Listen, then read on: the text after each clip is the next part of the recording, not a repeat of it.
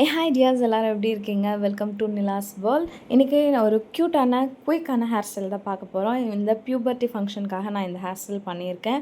கிளைண்ட்டோட request என்னென்னு பார்த்தீங்கன்னா, எந்த ஹீட் ப்ராடக்ட்டும் யூஸ் பண்ணக்கூடாது அப்படின்னு சொல்லிட்டாங்க. நோ க்ரிம்பிங், நோ கர்லிங் அப்படின்னு சொல்லிட்டாங்க. அதனால் நான் மினிமலான ஹீட்டில் ப்ளோ ட்ரை மட்டும் பண்ணி இந்த ஹேரை வந்து செட் பண்ணுறேன். அவங்களுக்கு வந்து ரொம்ப கன்வின்ஸ் பண்ணி தான் நான் ப்ளோ ட்ரை பண்ணுறதுக்கே சொல்லியிருக்கேன். ஏன்னா இவங்களோட ஹேர் ரொம்ப திக் அண்ட் லாங்காக இருந்தது. ஸோ அதை வந்து டேமேஜ் ஆகிடக்கூடாதுன்னு அவங்க ரொம்ப கான்ஷியஸாக இருந்தாங்க. அதனால் அவங்க ரெக்வஸ்ட்க்கு ஏற்ற மாதிரி நானும் எந்த ஹீட் ப்ராடக்ட்டும் யூஸ் பண்ணாமல் இந்த ஹேர் லுக்கை ஃபினிஷ் பண்ணியிருக்கேன். இது எப்படி இருக்குன்னு மறக்காமல் கமெண்ட் செக்ஷனில் சொல்லுங்கள்.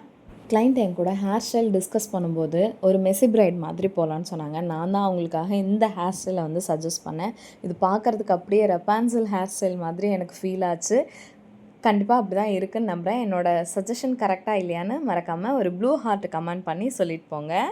இந்த மாதிரி hair style, makeup, mehndi, sari drape, nail ஆர்ட்னு எதுவாக இருந்தாலும் உங்களுக்காக நான் பண்ணி கொடுக்க ரெடியாக இருக்கேன்.